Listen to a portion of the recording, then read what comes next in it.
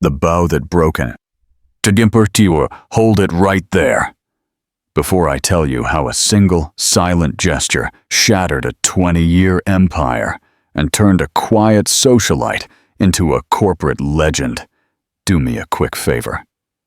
Smash that subscribe button and hit the like button. You won't want to miss the most epic tales of silent vengeance. Now listen close, a single bow. That was all it took to pulverize a 2-decade marriage, dismantle a corporate powerhouse, and transform a discreet society wife into a legend.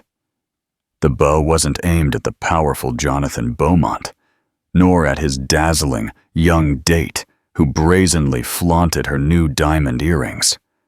No.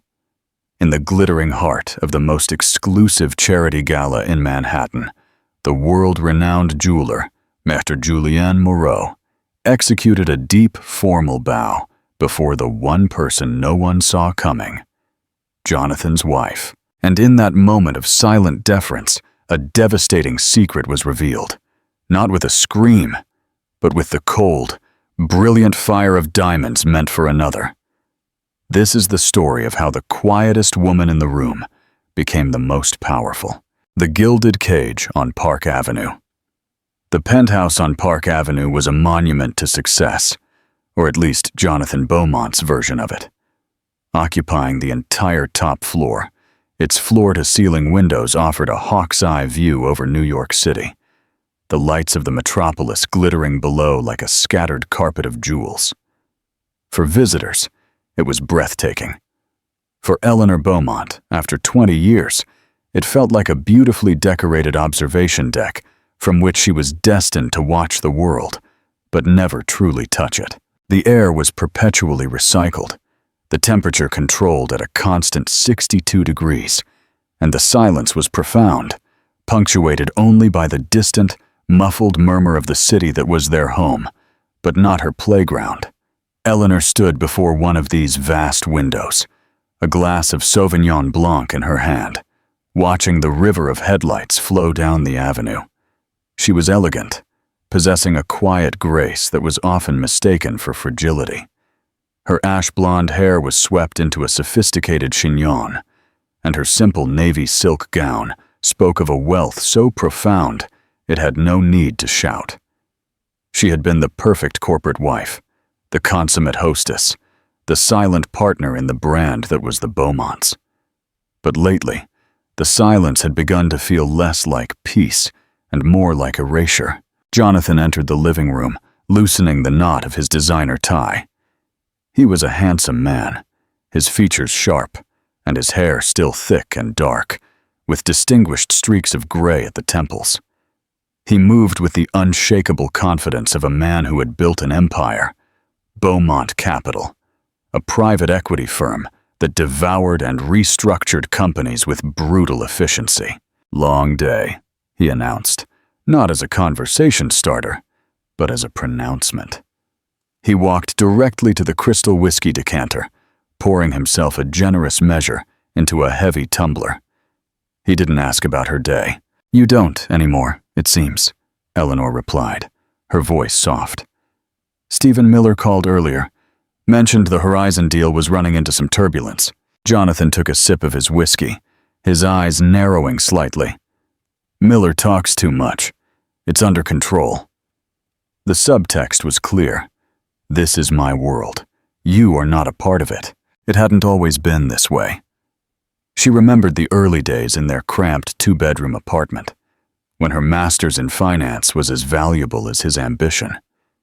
She had helped him draft his first business plans, vetted his initial investors, and celebrated every small victory with cheap Prosecco and shared dreams. But as the money grew, her role shrank. He had gently, lovingly, and systematically nudged her out of the boardroom and onto the ballroom floor, redefining her from partner to hostess. Her insights were now sweet suggestions, her financial acumen, a charming hobby. Tell me in the comments, have you ever felt underrated in your work or relationship, where your contribution felt invisible? Share your thoughts below. "Our anniversary is Friday," she said, changing the subject, turning to face him. 20 years. I was thinking that maybe we could go back to that little neighborhood Italian place where you proposed. Just us. Jonathan swirled the amber liquid in his glass. The Children's Foundation Gala is Friday, Eleanor. I'm on the board. We have to be there. I've already bought a table, of course. A public performance of their perfect marriage, instead of a private celebration of it. I see. The disappointment was a familiar, dull, persistent ache. Well, maybe we can celebrate Saturday instead. We'll see. Things are pretty hectic right now. He indicated vaguely with his glass. Don't worry about a gift for me.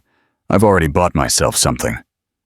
As for you, he said, a condescending smile touching his lips, just tell my assistant what you'd like. Set a budget, of course. Something reasonable. The word stung more than he could ever know. A budget. Reasonable. As if she were a child asking for an allowance. He had no idea about the inheritance her grandfather, a shrewd shipping magnate, had left her. He'd always dismissed it as her little nest egg. He had no idea that for the past 15 years, while he built his public empire, she had been quietly and brilliantly building her own, in the shadows, growing her inheritance into a fortune that would make his eyes water. She managed her portfolio with a skill that would have made him an industry legend, but she did it silently, under her maiden name. Fairbanks. It was the only part of her life that remained truly her own. I was actually looking at a pair of earrings, she said, testing the waters, her voice even. At Moreau Joaillerie, a stunning pair of emerald-cut diamonds. They call them the Starlight Cascades. Jonathan scoffed a short, dismissive sound. Moreau, Eleanor, their pieces are museum quality. They start in 7 figures. That's not reasonable. That's an asset acquisition. Let's be sensible. Get a nice necklace from Tiffany's. Classic. Elegant. You. The word hung in the air. He meant it as a compliment, but to her it meant predictable, safe, and passionless. The woman who wanted the Starlight Cascades was not the woman he saw. He saw an accessory, a substitute. He had no idea the woman standing before him could buy Moreau Joaillerie itself, if she wished. The unraveling, that night, as she lay in their cold, cavernous bedroom, she listened for the telltale signs she'd been ignoring for months. The soft ping of his phone from the bathroom, where he'd gone to check texts. The low murmur of his voice, too quiet to be a business call. The way he angled the phone away from her when he finally came back to bed. The scent on his jacket when he was late wasn't the stale air of the boardroom, but a faint floral perfume that wasn't hers. Denial was a warm, heavy blanket, and she had been hiding under it for too long. But that night, Jonathan's casual dismissal of her, of their anniversary, had ripped the blanket away, leaving her shivering in the cold, hard truth. The gilded cage had never felt so much like a prison, and for the first time in a long time, Eleanor Beaumont began to think not about how to redecorate it, but how to escape. And she knew, with the chilling certainty of a woman whose intelligence had been underestimated for too long, that the key to her escape wasn't a silent departure, but a spectacular, calculated detonation.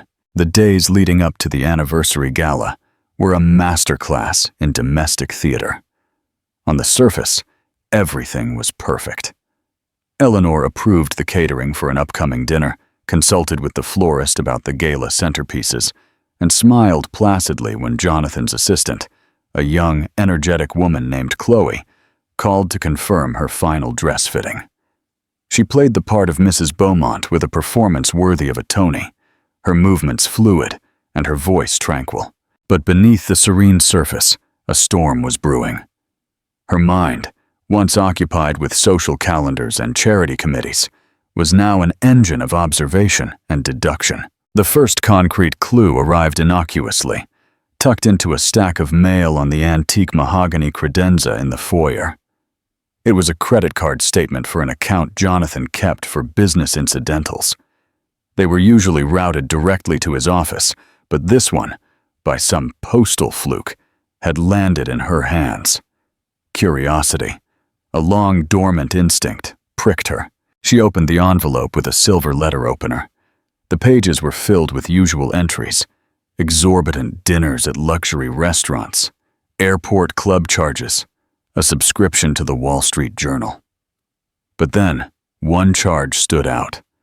It was from a boutique she had never heard of. Forbidden Lace. It wasn't a place one bought business suits or client gifts. A quick, discreet search on her tablet revealed it specialized in high-end, provocative lingerie. The charge exceeded $4,000. A cold knot formed in her stomach. It was dated 2 weeks prior, the day Jonathan had claimed to be stuck in an all-night negotiation with a Shanghai firm. If you were in Eleanor's place, finding this charge, would you open the envelope at the risk of confirming your worst fears, or would you let it slide? What would you do? The digital breadcrumbs were easier to follow. She didn't need to hack his phone. His carelessness was his own confession. He'd linked his personal cloud account to the family's central home server years ago for photo sharing. He'd long forgotten it, but she hadn't. Late one night, when the deep, even rhythm of his breathing assured her he was asleep, she opened her laptop. With a few clicks, she accessed the photo stream. They were mostly innocuous golf trips, blurry shots of cityscapes from plane windows. But as she scrolled back, a new folder appeared, one he'd clearly created on his phone and forgotten was syncing. It was titled simply, NF. Her heart pounded against her ribs as she clicked, the images that filled the screen a visceral punch. They were of a young woman, strikingly beautiful in a fierce, obvious way. Her hair was a cascade of fiery red curls, her lips full, her eyes alight with brazen confidence. In some photos, she posed at a restaurant, a glass of champagne in hand. In others, she was laughing, head thrown back, in what looked like the passenger seat of Jonathan's Bentley. And in one selfie, she wore a slippery black lace garment that Eleanor instantly recognized from the Forbidden Lace website. The woman stared into the camera with a possessive, triumphant smirk. In the background, unfocused but unmistakable, was the headboard of a hotel bed. The St. Regis. Jonathan had stayed there last month, citing a plumbing emergency in their building that never occurred. Eleanor felt the air leave her lungs in a silent, painful gasp. Seeing the evidence was different from suspecting. The whispers in her mind had become a deafening roar. This was Nadia Flores. She knew the name. A junior analyst at a rival firm, better known for her aggressive networking at industry events than her financial acumen. A shark in designer clothing. And she was sleeping with her husband. A call from her closest friend, the sharp-witted art gallery owner Carolyn Davies, came the following afternoon. "Eleanor, darling, are you all right?" Carolyn's voice crackled with warmth. "You've been quiet." Eleanor hesitated. The lie of "I'm fine" only sat on the tip of her tongue. But the weight of the secret was crushing her. "Carolyn, can I ask you something? And you have to be brutally honest." "Always," Carolyn replied, her tone instantly shifting to one of concern. "Have you heard anything? About Jonathan?" There was a pause, and in that silence, Eleanor found her answer. "What have you heard?" she pressed, her voice trembling slightly. Carolyn sighed. "I didn't want to be the one to say anything. I saw him a month ago at the Boom Boom Room. He was with a woman, a redhead. They were very close. I hoped it was a client, but she had her hand on his thigh, and he wasn't moving it. Eleanor, I'm so sorry." The confirmation felt like the final turn of the screw, tightening the band of ice around her heart. The pain was immense, a physical pang radiating through her chest. But as the initial shock receded, something else began to crystallize in its place. Rage. A cold, clear, utterly focused rage. She had cried before in this marriage, from loneliness and disregard. She would not cry over betrayal.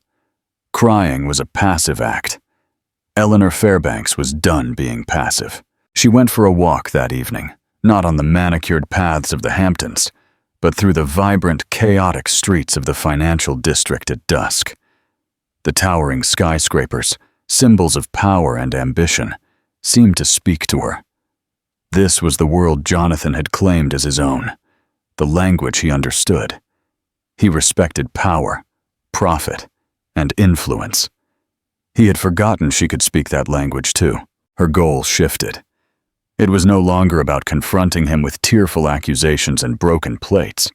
That was a victim's script.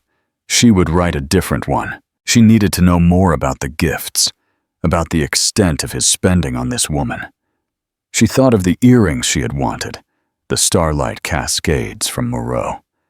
Jonathan's dismissal echoed in her ears. That's not reasonable. That's an asset acquisition. A chilling thought occurred to her. What if he had bought a significant piece of jewelry, just not for her? The ultimate insult would be to lavish another woman with the kind of extravagant, passionate gift he had denied his own wife. It was exactly the kind of arrogant, cliché move a man like Jonathan would make. Her destiny became clear. The next morning, she would not visit a divorce lawyer. Not yet. She would visit an investment consultant. She would take her little nest egg, her silent, formidable fortune, and turn it from a shield into a weapon. Jonathan had shown her his hand. He had revealed his weakness, a blinding arrogance, and a complete underestimation of the woman who shared his name. He thought he was playing a game of chess against a pawn. He was about to find out he was playing against a queen. If you're enjoying this turn of the screw, this transformation from victim to strategist, give the video a thumbs up and share it. The acquisition discretion in New York is a commodity, bought and sold like any other. Eleanor knew the places where the city's elite went to be invisible. The quiet corners of hotel lobby bars, the members-only clubs with unlisted numbers, the restaurants with private rooms and back entrances. Jonathan, for all his cleverness, was a creature of habit and ego. He would choose a location exclusive enough to feel safe, but prestigious enough to impress his conquest. Following her gut, she started with the bar at the Carlisle Hotel, the same hotel from Nadia's incriminating selfie. Dressed in a sleek tweed blazer and gray trousers, her hair tucked beneath a chic cloche hat, and her face shielded by oversized sunglasses, she looked like any other wealthy woman meeting a friend for afternoon tea. She took a small corner table, ordered a chamomile tea she had no intention of drinking, and watched the door. For an hour, she saw a parade of the city's power brokers and their companions. Then, the door opened, and Jonathan walked in. He looked relaxed, confident, the king in his court. Behind him, Nadia Flores made her entrance. She was a burst of color in the dimly lit, wood-paneled room. Dressed in a tight, backless crimson dress that clung to her like a second skin, she moved with a feline grace, her eyes sweeping the room as if to ensure everyone was watching. This was not a secret to keep. It was a trophy to display.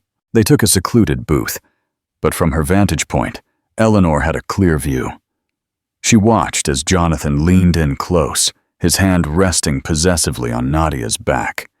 She saw the way Nadia laughed, a throaty, practiced sound, and touched his arm with a familiarity that spoke of countless encounters like this.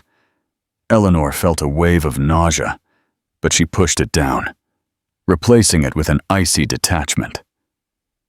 She was no longer a wife watching her husband's betrayal. She was a strategist, collecting intelligence. The most telling moment came when Nadia reached into her purse and pulled out a small, dark blue velvet box. It wasn't a brand Eleanor immediately recognized, but it had the unmistakable weight and quality of a high-end jeweler. Nadia opened it, And though Eleanor couldn't see the contents, she saw the gasp of pure, unadulterated greed on Nadia's face. She lifted something from the box and brought it up to her ear. It flashed, catching the dim bar light and refracting it into 1,000 tiny sparks. A diamond, a very large one. Nadia leaned across the table and kissed Jonathan, a long, theatrical kiss that was meant to be seen. Eleanor's hands clenched in her lap, her nails digging into her palms. The pain was a welcome anchor in the swirling sea of her emotions.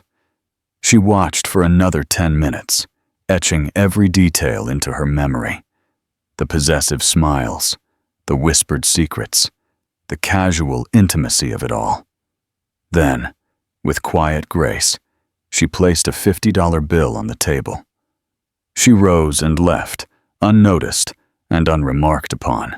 The cold air of 59th Street was an invigorating slap. The charade was over. The truth stood in all its sordid, cliché glory. He wasn't just having an affair. He was building a new life, a new image, with a younger, flashier model. He was spending their shared history, their shared fortune, on this woman. That night, Eleanor didn't sleep. She sat in her private study, the one room in the penthouse that was entirely hers, and began to work. She opened the encrypted files on her laptop that contained the totality of her financial world, the Fairbanks Trust. It was a labyrinth of stocks, real estate holdings, venture capital investments, and art acquisitions. It was a living, breathing, powerful, and silent entity. Jonathan thought her days were filled with Pilates and luncheon. In reality, she spent hours in this room on secure lines with brokers in Zurich and Hong Kong, making decisions he, in his capacity as CEO of Beaumont Capital, would have called bold and visionary. She opened a file she'd created weeks ago, an in-depth analysis of private luxury brands ripe for investment. One name was at the top of her list: Moreau Joaillerie, the very jeweler Jonathan had dismissed. Her research had told her that Julien Moreau was a genius, an artist whose medium was precious gems and metals. But he was a poor businessman. His company was solvent, but stagnant. He lacked the capital to expand into the lucrative Asian markets or launch a more accessible prêt-à-porter line. He was fiercely protective of his brand integrity and had rebuffed offers from large, soulless conglomerates.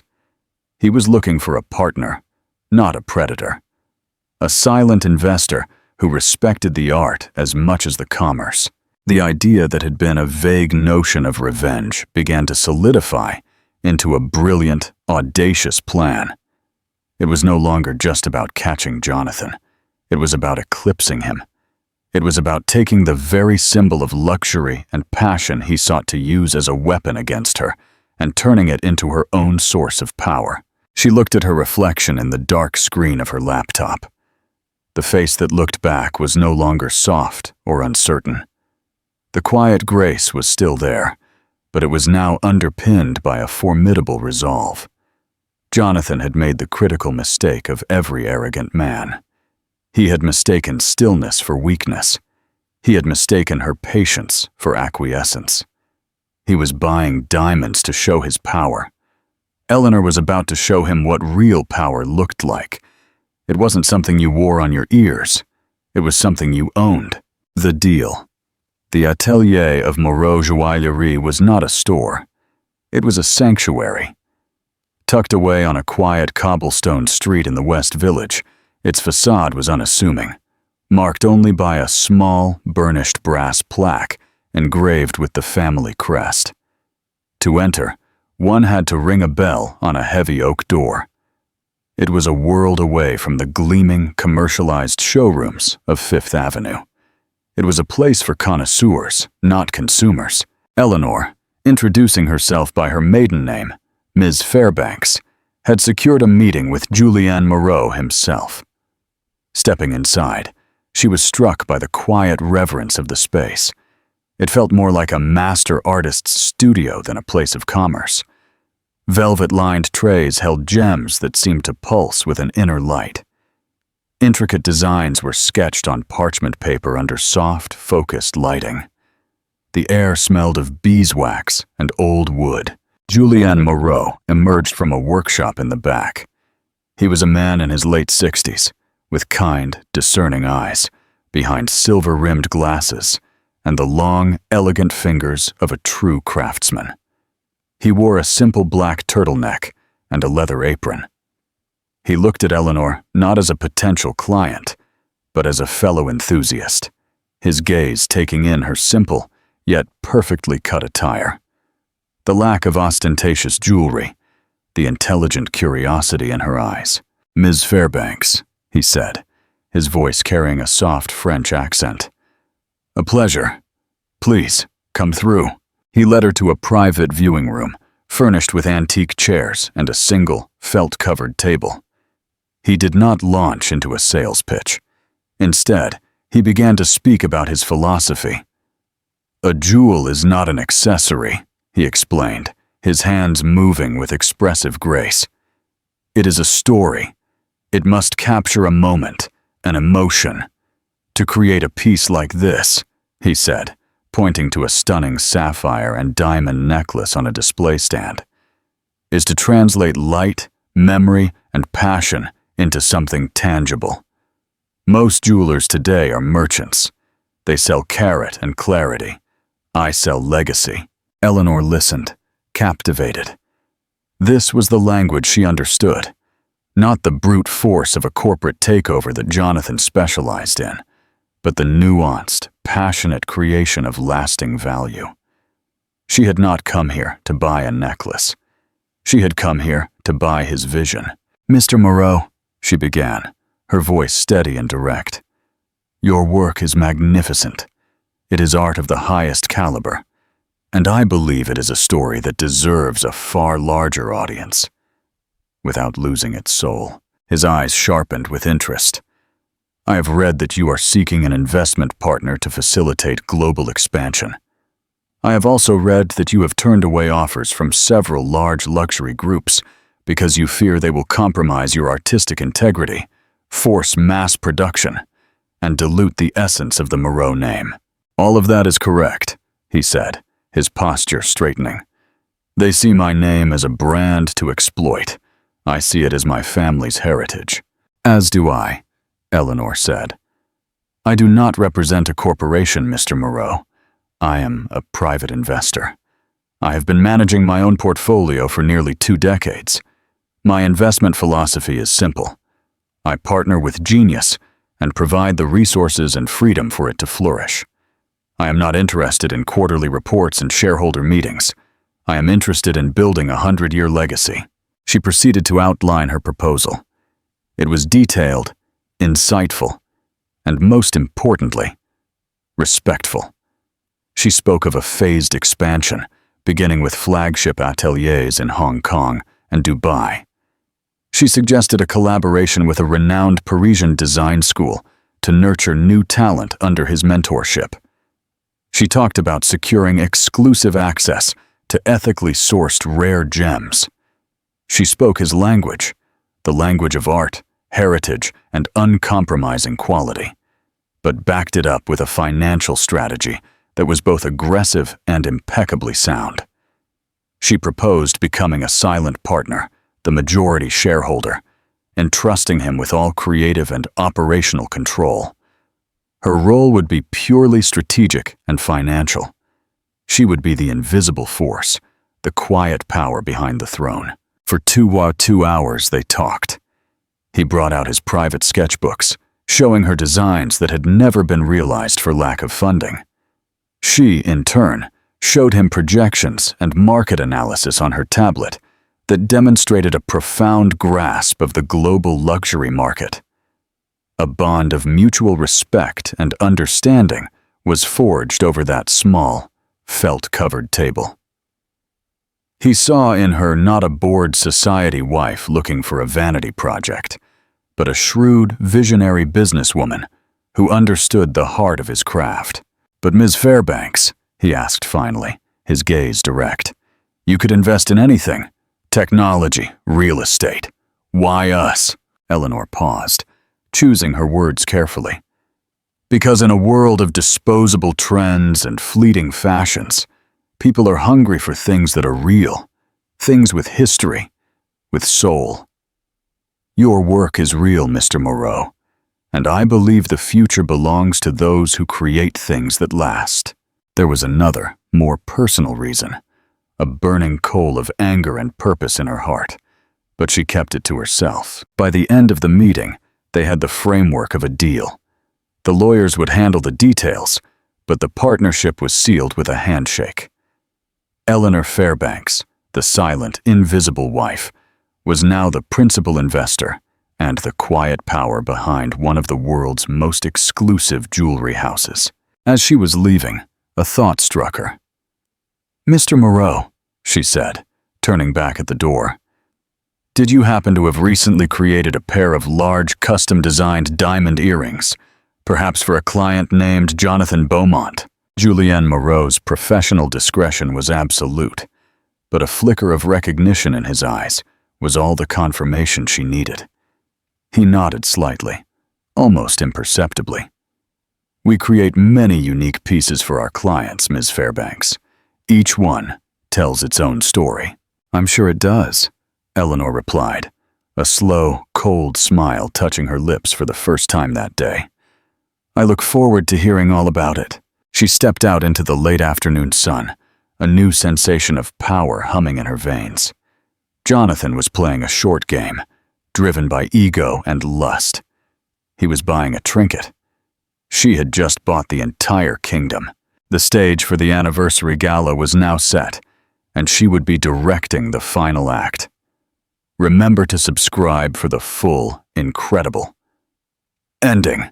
The final act, the night of the 20th anniversary, the night of the Children's Foundation Gala, arrived with a palpable sense of dread and anticipation.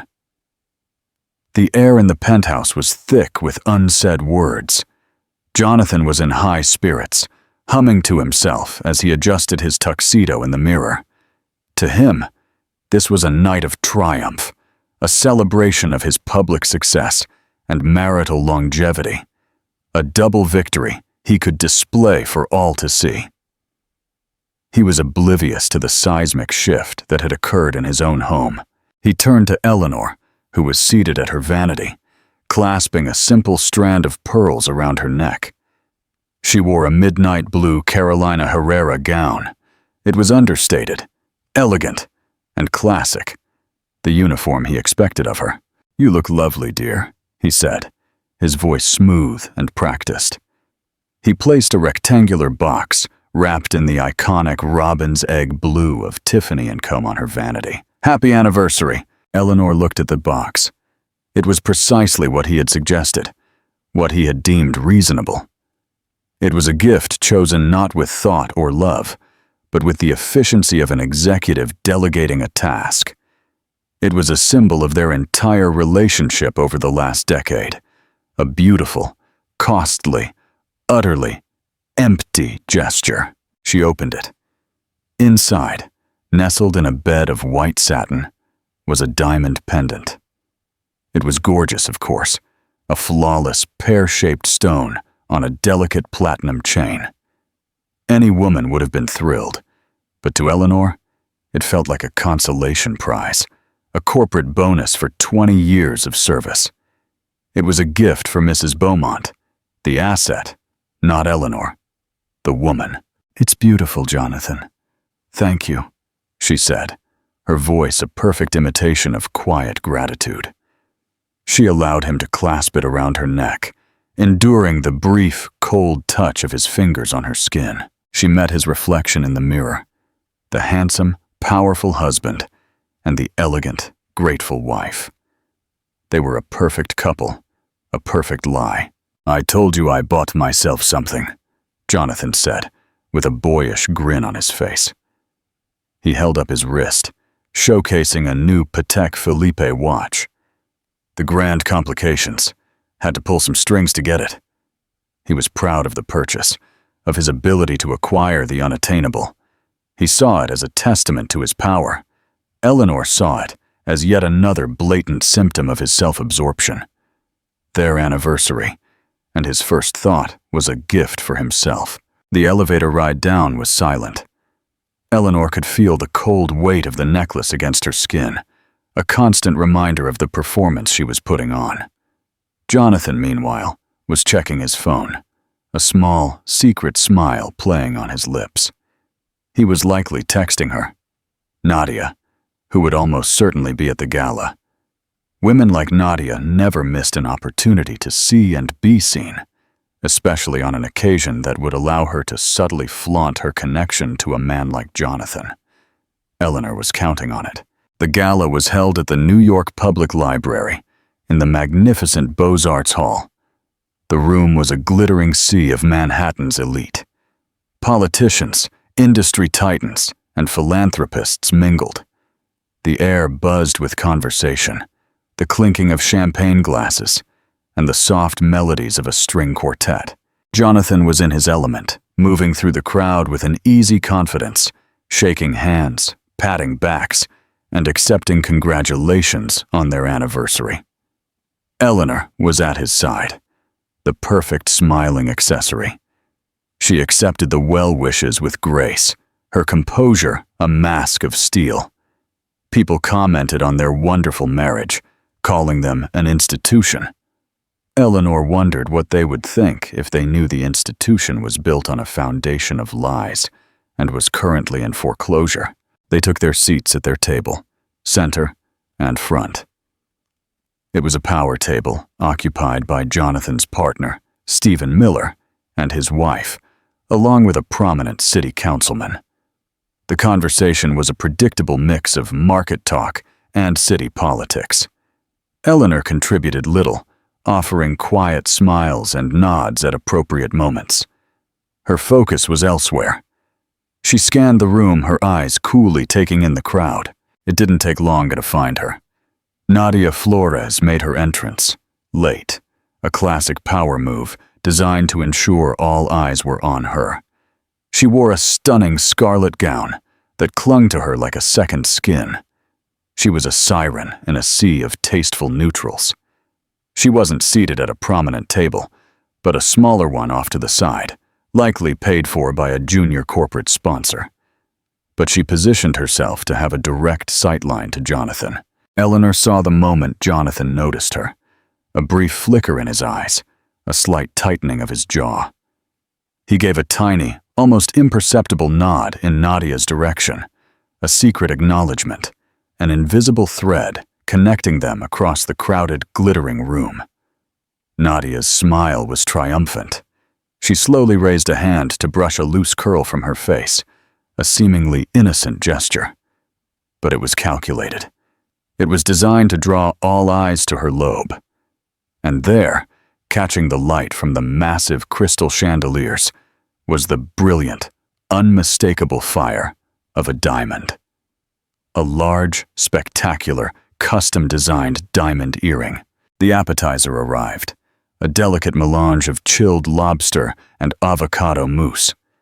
Eleanor picked up her fork, her hand perfectly steady. She took a small, deliberate bite. The performance was nearly over. The audience was seated. The players were all in position. The final act was about to begin, and she held the curtain rope. All she had to do was wait for the perfect moment to pull it. The cold fury in her heart was a banked fire, ready to erupt into an inferno.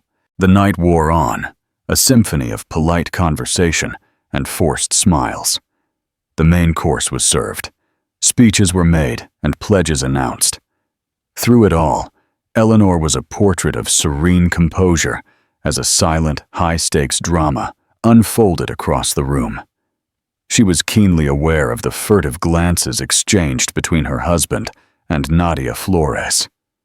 She saw the smug satisfaction on Nadia's face, the way she cocked her head, ensuring the magnificent diamonds dangling from her ears caught the light with every turn. They were, Eleanor had to admit, stunning. Two lawless, pear-cut diamonds of immense size, surrounded by a halo of smaller stones, designed to look like twin comets. They were unique, bold, and impossibly expensive. They were a statement. Jonathan, emboldened by wine and public adoration, was growing careless. His attention drifted from the conversation at his own table, his eyes drawn again and again to the crimson splash across the room. Stephen Miller's wife, a perceptive woman named Patricia, noticed. She shot Eleanor a concerned look. This was the portion of the night where guests were encouraged to mingle, to socialize, and to admire the silent auction items displayed around the hall. It was the perfect chaotic cover for a confrontation. As if on cue, Nadia Flores rose to her feet. With a predatory instinct, she began to move across the room, her path weaving a deliberate, slow-burning fuse directly toward their table. She stopped to chat with a few people, her laugh a little too loud, her gestures a little too grand, all while inching closer and closer. Jonathan saw her coming. A flicker of panic crossed his face, quickly masked by a layer of aloofness. He tried to steer the conversation with the councilman, to create a fortress of dialogue she wouldn't dare penetrate. But Nadia was not one for subtlety.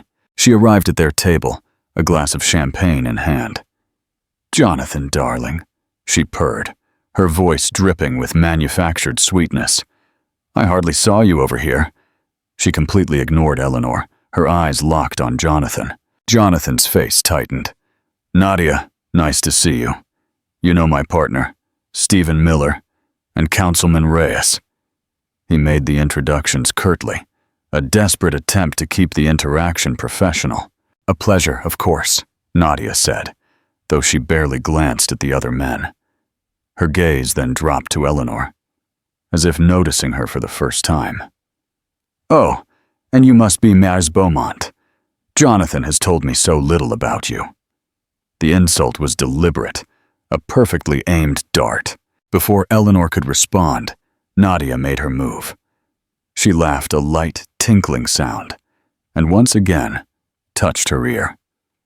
"It is so lovely to see philanthropy thriving in this city. It allows one to bring out one's best pieces. A very, very dear friend of mine is just so incredibly generous.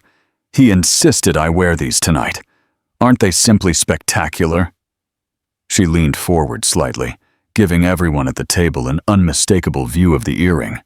It flashed under the lights, a burning testament to Jonathan's betrayal and her victory.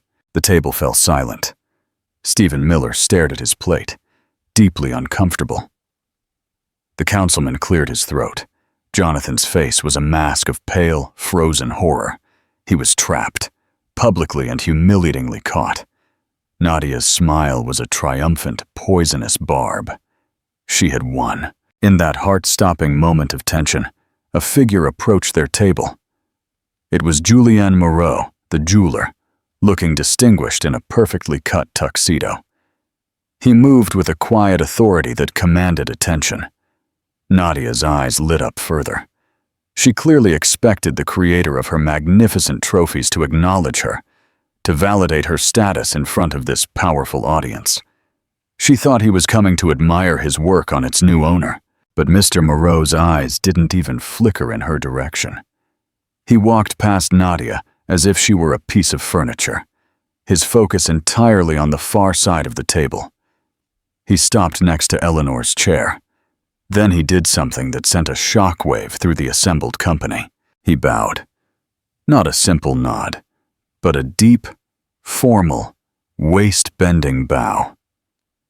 It was a gesture of deference one would offer to royalty. The room, which had been buzzing with conversation, seemed to fall silent in their immediate vicinity. Everyone at the table and those nearby stared, utterly bewildered. Jonathan looked like he'd seen a ghost. Nadia's triumphant smirk faltered, replaced by a mask of confusion. Mr. Moreau straightened and addressed Eleanor, his voice clear and resonant, easily audible in the sudden hush. "Ms. Fairbanks," he said, using her maiden name with deliberate emphasis. "Good evening. It is an honor to see you here tonight. I trust everything with our new venture is to your satisfaction. Fairbanks. New venture.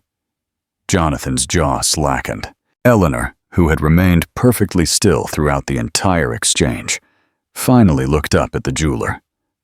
A small, knowing smile touched her lips. "Mr. Moreau," she replied, her voice quiet and clear as a bell. "It is always a pleasure. Your leadership and vision are everything I hoped for. Our principal investor could not be more pleased." Principal investor. The words dropped into the silence like stones in a deep well. Jonathan looked at his wife. A sickening, growing horror spread across his face. He connected the name Fairbanks with the little nest egg he'd dismissed for so long. He connected Moreau with the earrings he had denied her, and the very different ones now being flaunted by his mistress. The blood drained from his face. Eleanor then shifted her cold, steady gaze from Mr. Moreau to Nadia. Her eyes went deliberately to the glittering earrings. "And your work," Eleanor continued, her voice with a thin, sharp edge of steel, "is as exquisite as ever. You truly create the most unique, unrepeatable pieces. In fact, I believe I recognize the design of those earrings. The twin supernovae. Wasn't that what we called them in the design brief?" She looked back at Mr. Moreau. "A custom commission for one of your more impulsive clients, I presume." The penny dropped. The implication was brutal, unmistakable, and utterly devastating.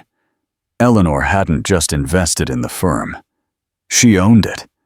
She had personally seen and approved the design of the very earrings her husband had bought his mistress. The gift that was meant to be Nadia's ultimate trophy was, in fact, a product of the woman she had attempted to humiliate. Nadia's face, moments before flushed with victory, crumpled. The magnificent diamond suddenly seemed like symbols of cheap crystal, not of her triumph, but of her utter foolishness. She was a pawn in a game she didn't even know she was playing. Julienne Moreau, the consummate professional, merely nodded. "Indeed, Ms. Fairbanks. As our majority shareholder, your eye for detail is as impeccable as ever." Eleanor gave one final, serene smile that did not reach her eyes. She looked directly at her husband, at the ruins of the man who had underestimated her for 2 decades. The silence that followed was more damning than any scream, more complete than any accusation. In the heart of Manhattan's elite, in front of his partners and peers, Jonathan Beaumont had been spectacularly, silently, and completely checkmated. The new empire. The ride back to the Park Avenue penthouse was a journey through frozen, silent hell. Jonathan sat rigid in the back of the Maybach, his face ashen, his hands clenched into white-knuckled fists on his knees. Eleanor sat opposite him, not beside him, looking calmly out the window at the blurred city lights, the Tiffany pendant he'd given her feeling like a cheap leash she couldn't wait to take off. The air in the car was so thick with tension, it was barely breathable. The chauffeur, a man who had been with them for a decade, kept his eyes fixed on the road, pretending he couldn't feel the Arctic cold emanating from the back seat. The moment the penthouse door closed behind them, the silence shattered. "What in God's name was that?" Jonathan's voice was a ragged whisper, a choked burst of disbelief and fury. "Fairbanks? Principal investor? What game are you playing, Eleanor?" Eleanor walked calmly to the bar, not to pour herself a drink, but simply to create distance, to seize control of the space. She turned to face him, her expression unreadable. "It's not a game, Jonathan. It's business. A concept I thought you, of all people, would understand." "Business?" he repeated, his voice rising to a shout. "You bought Moreau Joaillerie. With what money? Your little inheritance?" "My little nest egg, as you so condescendingly called it for 20 years, has been managed quite effectively," she stated, her voice devoid of emotion. "My portfolio under the Fairbanks Trust happens to be considerably larger and more diverse than the entire portfolio of Beaumont Capital. In fact, I am one of the principal underwriters of the debt your firm acquired for the Horizon buyout. The deal you told me was under control." He stared at her as if she had just grown a second head. The edifice of his superiority, the central pillar of his entire existence, was crumbling to dust before his eyes. Not only was he married to a woman he had cheated on, but he was financially indebted to her. You are my creditor," he stammered, the words catching in his throat. "Among other things," she said coolly. "I am your wife, I am your largest investor, and I am the majority shareholder of the establishment where you bought those vulgar earrings for your little friend. The Twin Supernovae. An ironic name, don't you think, for something that caused such a spectacular explosion." The fight went out of him, replaced by a desperate, pathetic attempt at damage control. "Eleanor, listen to me. Nadia meant nothing. It was a mistake, a stupid, senseless mistake. We can fix this. We can go to counseling. We can sell the shares." Eleanor raised a hand, and the sheer authority in the gesture silenced him. "No, Jonathan. We will do none of those things. I will be making some changes.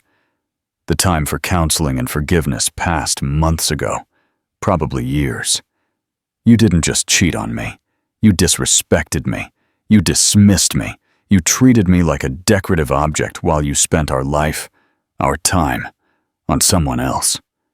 You belittled my intelligence while I was quietly building an empire you couldn't even conceive of." She walked toward him, stopping just a few feet away. For the first time, he seemed to truly see her, not the placid wife, but the formidable power she was. He visibly flinched under her gaze. "This is what is going to happen," she said. Her voice was now hard as a diamond. "Tomorrow morning, my lawyers will contact yours. We will begin divorce proceedings. You will not contest it. You will not fight me on the asset split because, as we have established, most of them are already mine. Your position at Beaumont Capital is now precarious. As your principal creditor, I will be calling an emergency board meeting to review your leadership and your personal indiscretions, which now pose a significant reputational and stability risk to the firm." His face went white. She wasn't just leaving him. She was gutting him. She was taking everything. His company, his reputation, his name. "You would ruin me?" he whispered in shock. "No," Eleanor corrected him. "You ruined yourself. I am merely restructuring a failed asset." She used his own brutal corporate language against him, and the blow landed with precision. As for Nadia Flores, her fate was sealed that night. Her phone, which had been buzzing with messages from gleeful society gossips, fell silent. The next day, she was fired from her job for unprofessional conduct. The very, very dear friend who had been so generous was now the source of her complete social and professional implosion. The Twin Supernovae, which she could not afford to keep and could not bear to look at, became her scarlet letter. In the weeks that followed, Eleanor moved with the swift, ruthless efficiency Jonathan had once admired in himself. She moved out of the penthouse into a dazzling new apartment in her own name. The divorce was quick and silent on her part, a brutal dismantling on his. Jonathan was forced to step down as CEO of Beaumont Capital, replaced by a steely executive personally chosen by Eleanor. He was left with a fraction of his former wealth and a shredded reputation. Eleanor Beaumont ceased to exist. In her place, Eleanor Fairbanks emerged, a new and powerful force on the city's financial and cultural landscape. She took an active public role as the chairwoman of Moreau Joaillerie, transforming it from a boutique atelier into a global luxury powerhouse, all while retaining its artistic soul. She was seen, she was heard, and she was respected. The quiet, silver-blonde woman who once stood silently by her husband was now on the cover of Forbes. She never sought revenge in a loud or vulgar way. Her victory was in the life she built from the ashes of the old one. Her power was not in Jonathan's destruction, but in her own magnificent creation. She had been trapped in a gilded cage, and instead of waiting for someone to open the door, she simply bought the entire zoo. The story of Eleanor Fairbanks is a powerful reminder that the quietest person in the room is often the most underestimated. It is a testament to the fact that true strength is not about shouting the loudest, but about strategic patience, hidden intelligence, and knowing precisely when to make your move.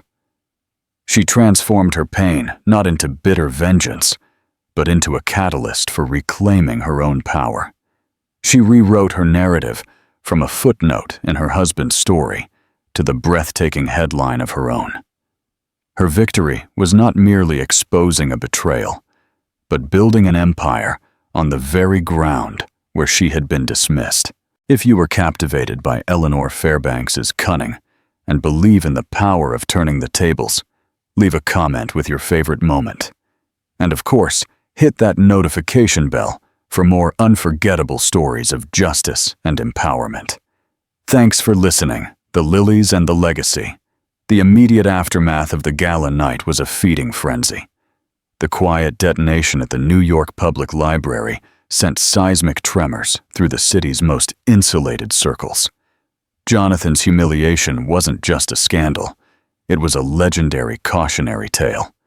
He, the titan who specialized in the brutal restructuring of companies, had been the victim of the most spectacular personal restructuring in living memory.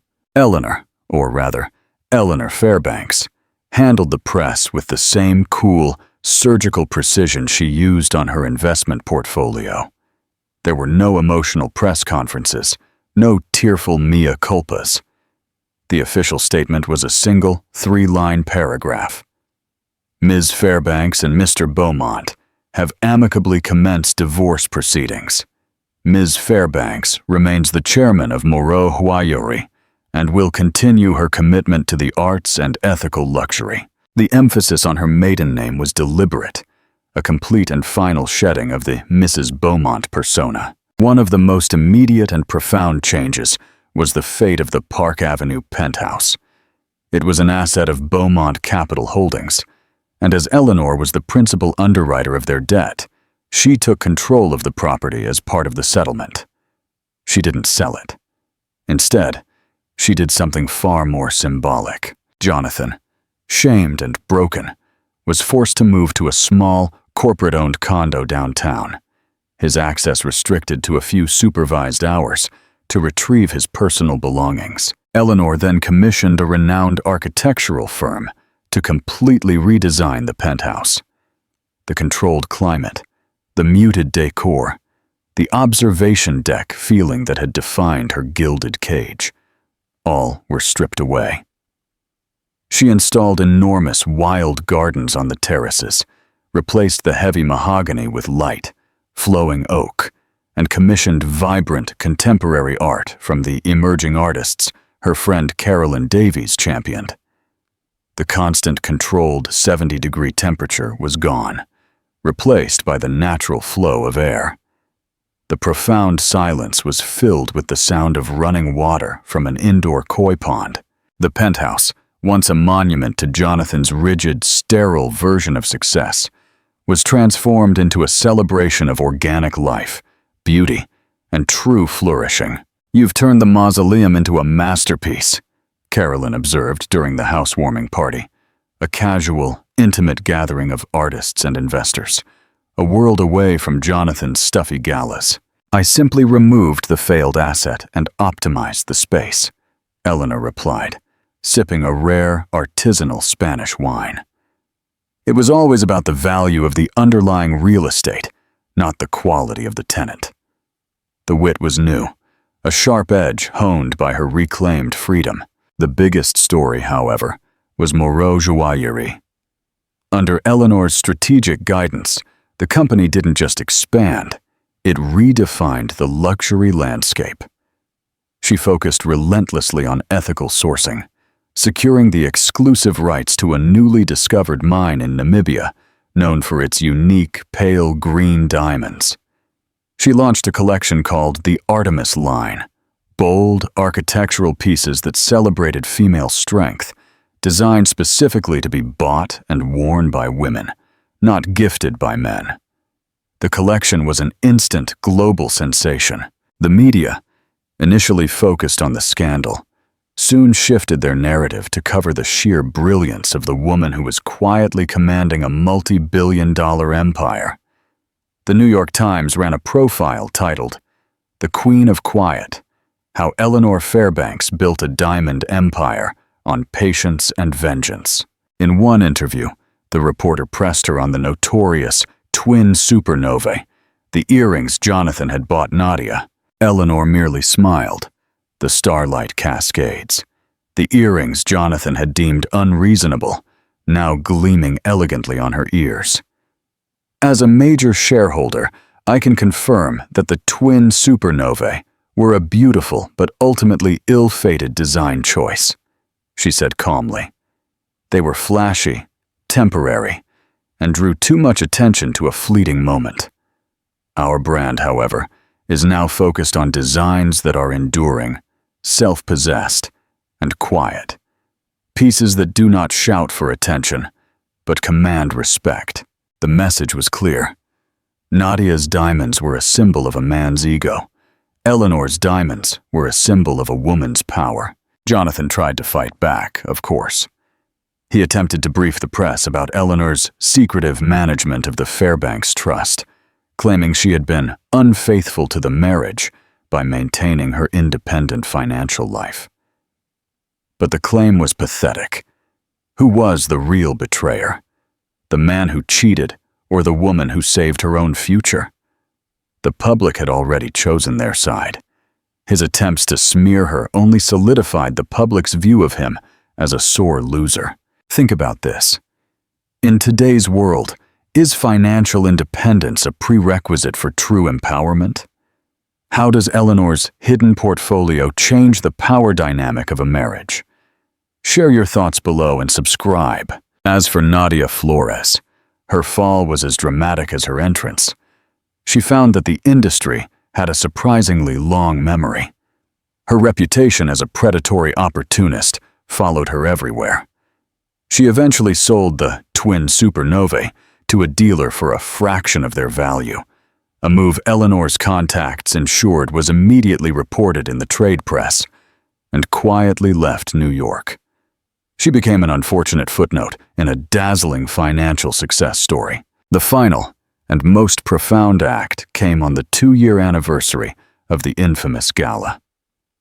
Eleanor, now a celebrated figure in her own right, was hosting a major exhibition at the Metropolitan Museum of Art, featuring the historical pieces of Moreau joaillerie.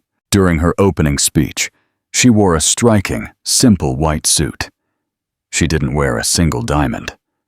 Instead, she wore a single, exquisite lapel pin in the shape of a calla lily, crafted in polished platinum.